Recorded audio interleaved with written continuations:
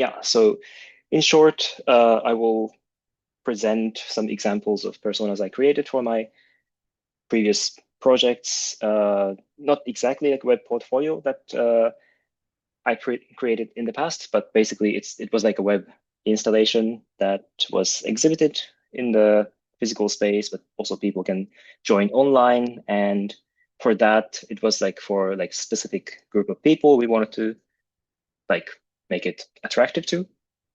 So, and I can't because of some server migration and stuff, the website is not operating anymore, so I can't really show the um, oh, maybe I can actually show you on my portfolio, like the screenshot of what I created. It's it's either installation or net art. I don't remember where it belongs. This is my whole uh, portfolio. Yeah, it was exhibited something like this. It's the whole screen was the the coding and the whole thing was presented as a website, but it was like projected in the real space and people like, for example, in this corner here, they can interact with it. But again, I didn't, the idea is that not to like make it attractive to anyone, but we needed to kind of target some specific people. We wanted to deliver it to specific people. And that's like same as like if you were like hosting an event or doing a campaign, making your portfolio for potentially to be hired or looking for freelance gigs, these kind of things. Like you want to talk to specific people and think about what their expectation is, and that influences or affects the design, like not just the graphic design, but how the wording or how you structure a website, these kind of things. So one way of doing this is to create kind of fictional character. Um, it should be like based on real observations of those people, but not necessarily like a specific like actual person, so that you don't have like personal attachments to. But we need kind of concrete character, and that we will do an exercise later. I will open the Miro board um, as an editable link. So if you're like in front of your computer, then we'll make the breakout room and work on this after I give some introduction to it. So, and this was not made with Miro. We just, with my collaborator, we made it on the Google Doc and I just output it as a PDF. But basically for that installation, like the one that it shows you, like this, I mean, it's kind of artwork, but we try to like do more like a design approach. Who are we addressing this to, and you know who, and if there is specific type of people who we want to talk to, like what would be their like journey through the interaction, and also like what kind of takeaway we wanted to, yeah, we want them to have. And for that, we created like this. It's not again, it's not like a real person, but we just like took this image from somewhere from the internet. We made this person Ellen, 36 years old, two kids, lives in Düsseldorf where we were exhibiting, and she has a dance background, but also she is not like very technical. She doesn't work a lot with computers or like even like social media. And still, that was back then during the pandemic time during the pandemic. So we wanted to have this experience that opens up, like not to be like frightening for those who are not so familiar with technology, but be curious about it. And because the character we created is not really knowledgeable in technology, but also like want to know how to use technology to enhance their dance career or share their practice online. So we wanted to like have this installation as yeah, like a conversation starter or like something that introduces her to like one way of showing her dance practice to the through the technology, not just about showing videos, but what are the other ways to do it. So this is kind, I mean, this is like really like a specific kind of thing, but it's really like important for us to create this character specifically so that, for example, we made this customer journey. In our case, it's not really like entering the space, but it's about finding your URL somewhere. It may be through your, it's actually quite relevant. Is it through your Instagram profile and land onto your webpage, or is it through, I don't know, if you have like a business card, or it may be like a QR code. Like it can be like if you're doing some kind of campaign and if you're putting like posters with QR code to your website, that may be the entrance to your, yeah, the customer or the persona's journey to your website. So how do they land, and how, yeah, like what's the first things they see on your website, for example? I mean, this specific journey in here is not really relevant to us, but if it's a QR code, probably they are looking at your website on the phone. So what's the first thing they see? And that kind of correlates to what you want them to see. So if, yeah, if it's like a portfolio, probably you want to make it visible that the visitors are looking at like your skill set and you're available to hire, so that it's clear, there's a clear message that you want to deliver to that right person.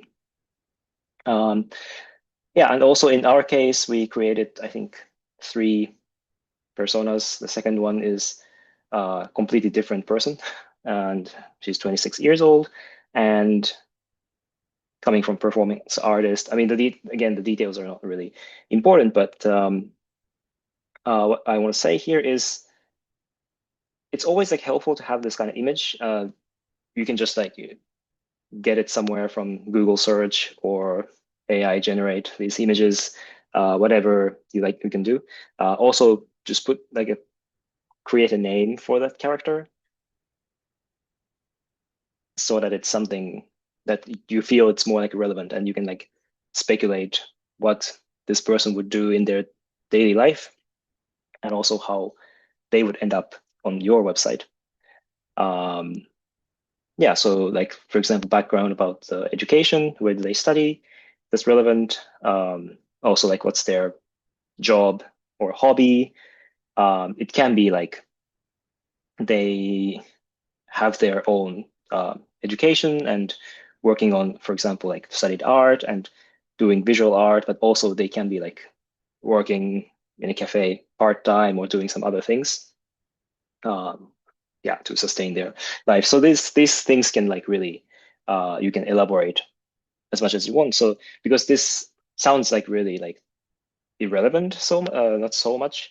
But for example, like having this part-time job makes it, yeah, like for example, like you can imagine that this person doesn't have like full time to work on art, so maybe they have less time to, or they want to make efficient to go through this thing. Like if you're like presenting your website, probably they don't have like a lot of time to go through all the details.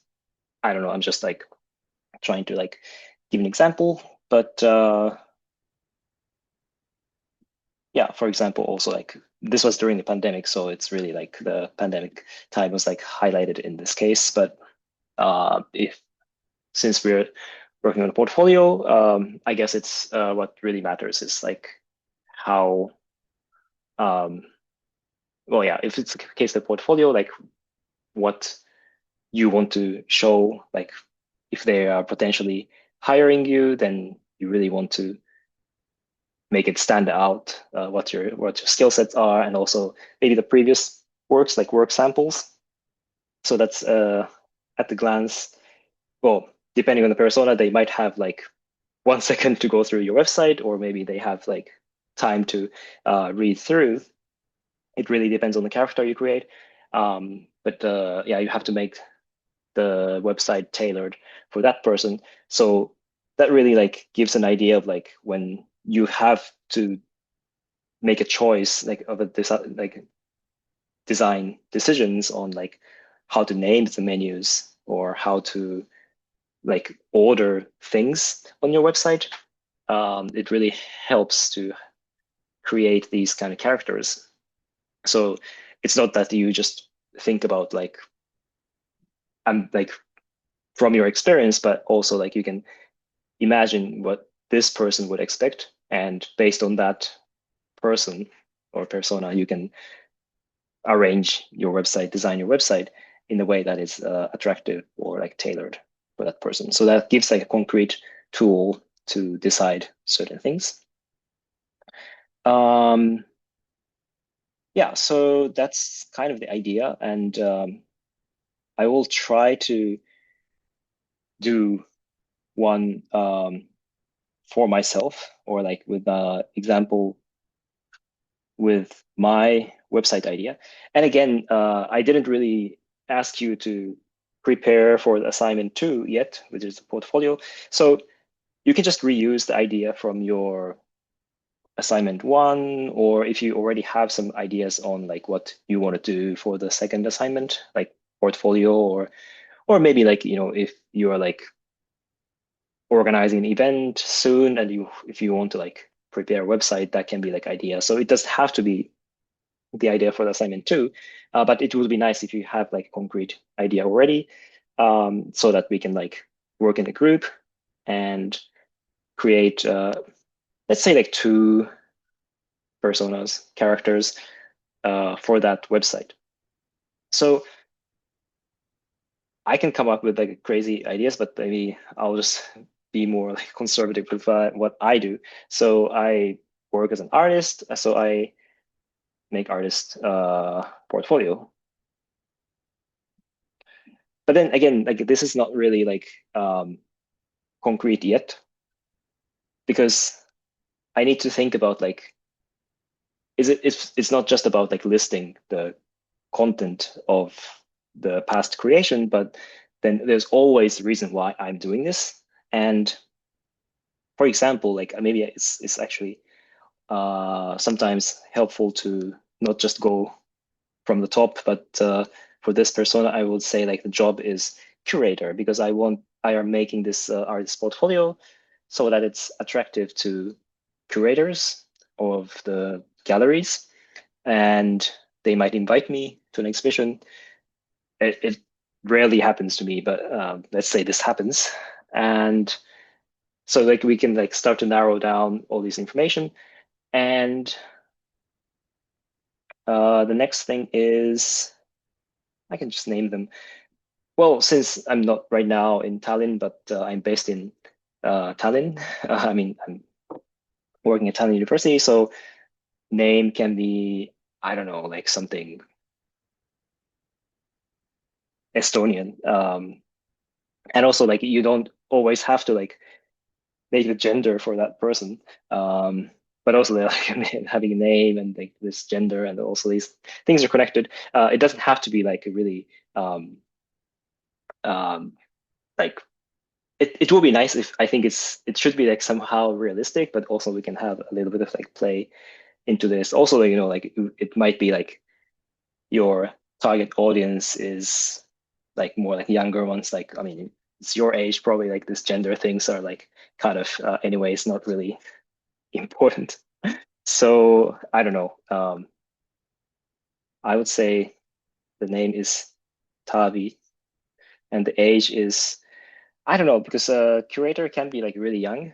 And this is also like something I really need to think. I'm actually not so interested in like working with older ones. So maybe someone like around my age, like 37 or something. And background, I mean, you can become curator from like different backgrounds. And I know some people like didn't study art, but doing curator, well, art curator. Um, but let's say the background is studied at ECA. Well, I don't know what studied art. It's really not very specific, but you can be more specific about this, right? Because like they have different um, departments, or like art has different specifications, but I'll just leave it like this, and I can make it a bit more precise later if I want to. Hobbies and interests, and this doesn't always have to do with your your idea, right? Because we're talking about these characters, and what we're ultimately what we're interested in is how they interact with your website and make it attractive to that person, or talk to that person, or deliver what's really we really want to deliver to that person. But also they are like real humans, so they have their life, and art curator is not always looking at artwork and picking what art to exhibit in their next exhibition. So they have their hobbies. I don't know. They maybe walk in the woods or something. Um, Good for them. And or I don't know, hiking. Well, okay, in Estonia it's maybe not the thing, but or traveling or whatever that. Or it can be like sports or cooking, whatever that can sound like proper for that person. And again, it's not like directly related to the website I'm creating, but it might help in like some small details. So we never know. And again, you can be really creative about it. And expectations. So this one, I initially when I checked the material from last year or the previous semester, I said this was written as goals. Now, basically, the expectation of the person, like not from you. If so, let's say like this person, Tavi, is landing on my website. What do they expect, right? So in this case, I think it's quite clear. Like if the art, if this artwork can be, I don't know, interesting. Well, if this artwork is interesting for my next exhibition, I don't know, for example. And for example, like if it's someone who's, let's say, like if you're doing photography and if you're creating a profile of someone who's, I don't know, organizing events, or what would be someone who's gonna hire photographer, I don't know. Like let's say someone's organizing events and they want a photographer for like documentation, then that's basically what this expectation is, right? So that they're organizing next, I don't know, it can be like the corporate event, or it can be like art exhibition, and they want a photographer. Um, that's also a way that you can contribute, or yeah, you can find these gigs. Or it can be like a performance, theater performance, and they're looking for a photographer. That's basically expectation.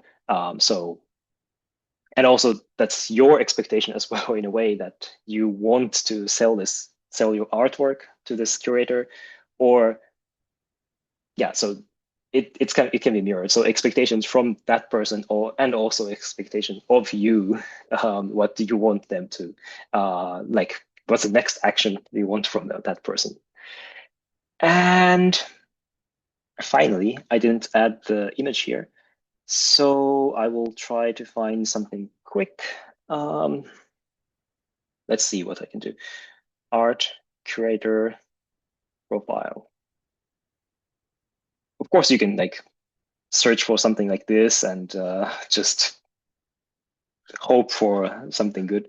It's kind of interesting also. Like I talked about gender a little bit, but this kind of like gives you an idea of like what people portray as a art curator. Um, yeah, maybe like this one is okay. I don't know if he looks like Tavi, but um, let's say this is the person, and this first thing is done. So yeah, and this is just like an exercise to create this character.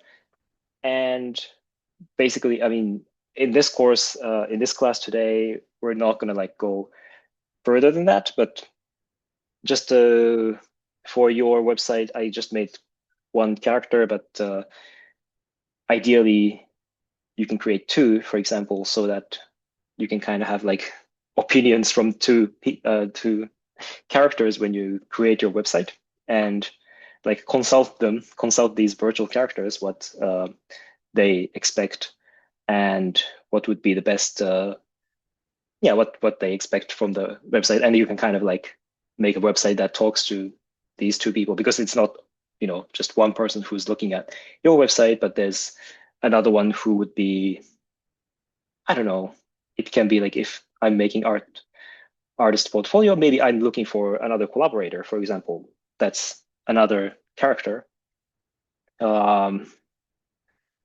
If this artist is someone I want to collaborate with.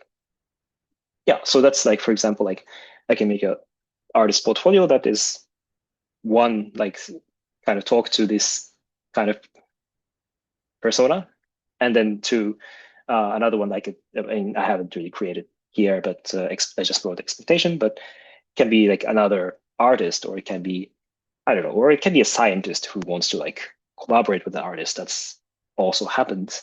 So, and if you have time, and if you are like, if you really want to do it, you can create more and more, just copying these ones. But basically, that's that. And what I would suggest is we're gonna divide into groups. And I mean, I just did this exercise by myself, but I thought it would be like fun to, I mean, it's always fun to do it with others, and that will like give, different input. So what you have to provide is your website idea. And that can be like, again, it can be tentative. It doesn't have to be the real idea for the assignment too, but just pick one thing, like let's say portfolio of about, I don't know, your photography portfolio, videography portfolio, or yeah, whatever that you want to say. And then in the group, you just try to like work together and fill all these boxes for with each other. I mean, you can work on your website idea personas. That's one thing you can do, but also you can like, comment on each other. And I think it's fun to do it like that. So if you definitely don't want to be in the group, just let me know so that I can accommodate that. Just, yeah, write me in the chat. And also, if you have questions before we split into groups, this is a good time to ask. And meantime, I will copy this so that we have enough place to work. So we're 9, which means excluding myself, we're 8 people. So I would say like we split into like 2 groups, 4 and 4. And during the breakout room, I'm also available. So just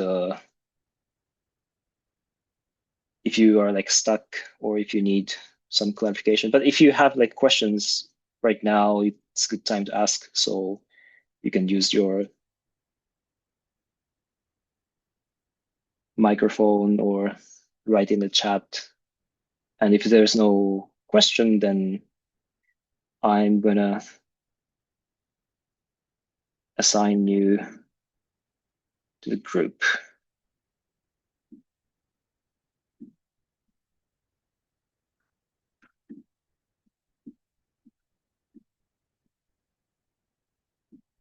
And